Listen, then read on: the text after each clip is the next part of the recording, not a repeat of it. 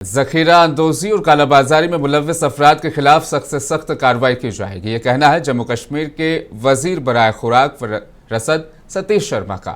شرما نے آج مشرق وسطیٰ کی کشیدہ صورتحال کے پیش نظر پیٹرولیم مصنوعات کی فراہمی کے حوالے سے جموں میں ایک جائزہ اجلاس طلب کی، جس کے دوران انہوں نے پیٹرول، ڈیزل اور LPG کے ذخائر کو تسلی بخش قرار دیتے ہوئے حکام کو ہدایت دی کہ کسی بھی ہنگامی صورتحال سے نمٹنے کے لیے اضافی اسٹاک برقرار رکھا جائے۔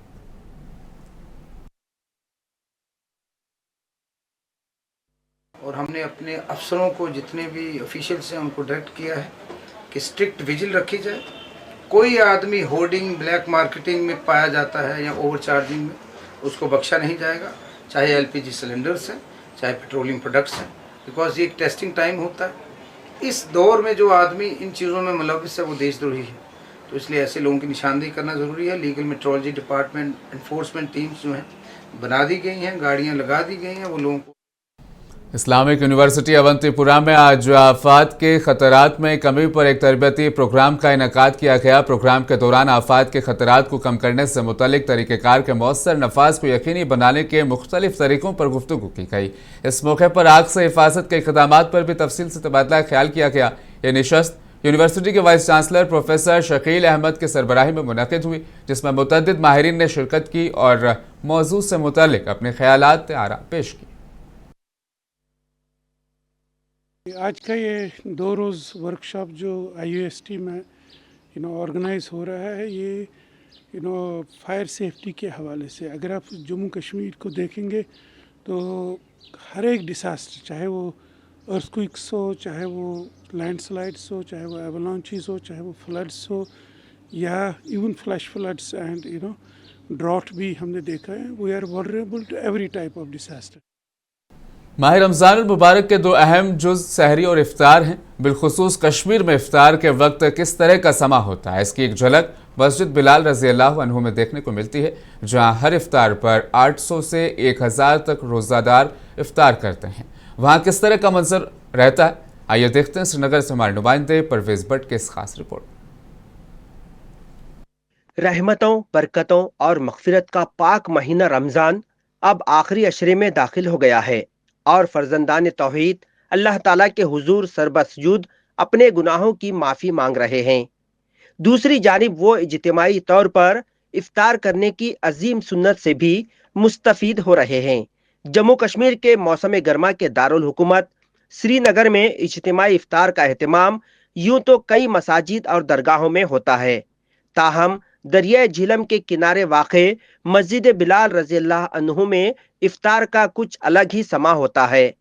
تصاویر میں صاف دیکھا جا سکتا ہے کہ مسجد کمیٹی کے ارکان کس طرح تیاریوں میں مصروف ہیں۔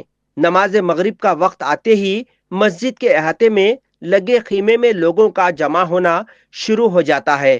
روزانہ مسجد بلال میں 800 سے 1000 روزے دار اپنا روزہ کھول کر حضور پاک صلی اللہ علیہ وسلم کی اہم سنت پر عمل پیرا ہوتے ہیں۔ جو ہمیں حضور پاک صلی اللہ علیہ وسلم نے سکھایا ہے کہ ایک بہت بڑی گیدرنگ ہے یہاں پہ، آپس میں ہر ایک طبقے کے people from various diverse sections, کوئی غریب ہو، کوئی امیر ہو، ہر ایک طبقے سے لوگ آتے ہیں اور یہاں پہ افطاری کرتے ہیں۔ اور مجھے لگتا ہے میں یہاں سے کافی دنوں سے گزر رہا ہوں، میرا آنا جانا رہتا ہے، and people who are serving this. جیسے نماز میں لوگ، آپ کو نہیں خبر ہوتی کہ آپ کے نیکسٹ جو بندہ کھڑا ہے وہ کوئی امیر زادہ ہے کہ یا کوئی بالکل فقیر اور سمپل آدمی ہے میری طرح۔ تو اسی طرح افطار میں بھی ماشاءاللہ، خاص طور سے اجتماعی افطار میں آپ کو نہیں پتہ ہوتا کہ آپ جس بندے کے ساتھ افطار کر رہے ہیں کیا وہ کوئی بہت بڑا آدمی ہے، کوئی دنیا کے اعتبار سے بہت بڑا کوئی شہزادہ ہے، یا پھر ایک عام آدمی ہے۔ افطاری کے ساتھ ساتھ سبھی جگہوں کے لوگ ایک جگہ ملتے ہیں، اس سے بھائی چارہ میں اضافہ ہوتا ہے، اس سے لوگوں کے بیچ میں پیار محبت بڑھتی ہے، اور اس سے جو اصلی اسپرٹ ہے رمضان کا، جو ہمیں سکھاتا ہے کہ ہم سب کو ایک ساتھ ہو کر ایک امت کی طرح جڑ کے رہنا چاہیے۔ وادی کشمیر میں افطار عام طور پر ہلکی غذا سے ہی کیا جاتا ہے، اور تخم ملنگا، جسے کشمیری میں ببری بیول کہا جاتا ہے، ہر افطار کا لازمی شربت ہوتا ہے۔ اس کے ساتھ کھجور اور کچھ پھل بھی شامل ہوتے ہیں۔ مسجد بلال میں بھی عام طور پر افطار میں یہی سب دیا جاتا ہے، لیکن 1000 لوگوں کے لیے شربت تیار کرنا اور کھجور و پھل کے پیکٹ بنانا مسجد کمیٹی کے ارکان کی کڑی محنت کی وجہ سے ہی ممکن ہو پاتا ہے۔ اس اجتماعی افطار کے حوالے سے مسجد بلال کے امام مفتی اعجاز کا کیا کچھ کہنا ہے، آئیے سنتے ہیں۔ اور کیونکہ افطاری کرانا ایک بڑا ثواب کا کام ہے۔ حدیث شریف آیا ہے کہ جو شخص کسی کو افطار کرائے گا اللہ تعالیٰ تو اس کی گناہوں کی مغفرت کرتے ہیں، اور ساتھ میں اس کے لیے برابر وہ ثواب ہے کہ جتنے وہ روزے دار کا جو ثواب، روزے دار کا جو افطار اگر جو روزے دار ہے اس کا برابر ثواب ملے گا افطار کرانے والے کو۔ پھر جتنے بندوں کو وہ افطار کرائے گا آپ دیکھیے گا وہ کتنا جو ہے کتنا ثواب ملے گا اس کو، ایک تو مغفرت ہے اور روزے دار کے برابر اجر ملے گا۔ ایک ہی صف میں کھڑے ہو گئے محمود و ایاز، نہ کوئی بندہ رہا اور نہ کوئی بندہ نواز۔ علامہ اقبال کا یہ شعر یوں تو نماز کے حوالے سے کہا گیا ہے، تاہم اس کا بنیادی پیغام یعنی یکسانیت، اتحاد اور پیار و محبت افطار کے اس منظر پر بھی اتنا ہی صادق آتا ہے۔ منصف ٹی وی کے لیے سری نگر سے پرویز بٹ کی خاص رپورٹ۔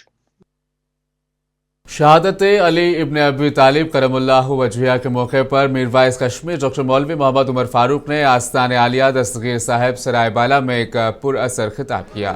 انہوں نے حضرت علی رضی اللہ تعالیٰ عنہ کی علمی بصیرت، شجاعت اور عدل و انصاف کو خراج عقیدت پیش کرتے ہوئے انہیں امت مسلمہ کے لیے مشعل راہ قرار دیا۔ میروائس نے مشرق وسطیٰ اور ایران سمیت عالم اسلام کی موجودہ صورتحال پر تشویش کا اظہار کرتے ہوئے اتحاد اور امن کے لیے خصوصی دعائیں کی۔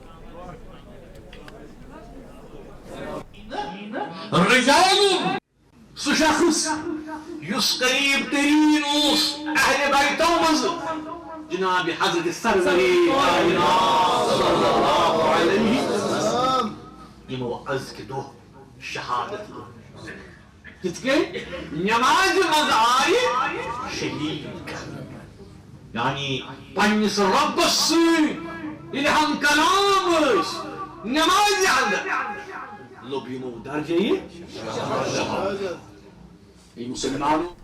حضرت علی کرم اللہ وجہہ کی یوم شہادت کے موقع پر خانقاہ حیدری اننت ناگ میں ایک روح پرور مجلس کا اہتمام کیا گیا۔ اس مجلس کی صدارت معروف دینی شخصیت پیر محمد سمیع صدیقی نے کی، جبکہ بڑی تعداد میں عقیدت مندوں اور مقامی لوگوں نے شرکت کی۔ اس موقع پر مقررین نے حضرت علی رضی اللہ تعالیٰ عنہ کی سیرت طیبہ، تقوی، عدل و انصاف اور اسلام کے لیے ان کی بے مثال خدمات پر تفصیل سے روشنی ڈالی۔ انہوں نے کہا کہ حضرت علی کی زندگی امت مسلمہ کے لیے مشعل راہ ہے اور ان کی تعلیمات ہمیں سچائی، انصاف اور بھائی چارے کا درس دیتی ہیں۔ رمضان المبارک کے مقدس مہینے میں جہاں پوری دنیا میں عبادت و ریاضت کا دورہ ہے، تو وہیں فاتح خیبر خلیفہ چہارم حضرت علی ابن ابی طالب کرم اللہ وجہہ کے یوم شہادت کی مناسبت سے سرحدی ضلع پنچ میں بھی عقیدت و احترام کا والہانہ منظر دیکھنے کو ملا۔ اس غمزدہ اور مقدس موقع پر انجمن جعفریہ پنچ کی جانب سے شہر کے مرکزی مقام ہاتھی تھان بازار میں ایک خصوصی سبیل کا اہتمام کیا گیا۔ اس سبیل کا مقصد نہ صرف تشنہ لبوں کو سیراب کرنا تھا، بلکہ معاشرے میں انسانیت کی خدمت اور اتحاد میں بین المسلمین کے پیغام کو بھی عام کرنا تھا۔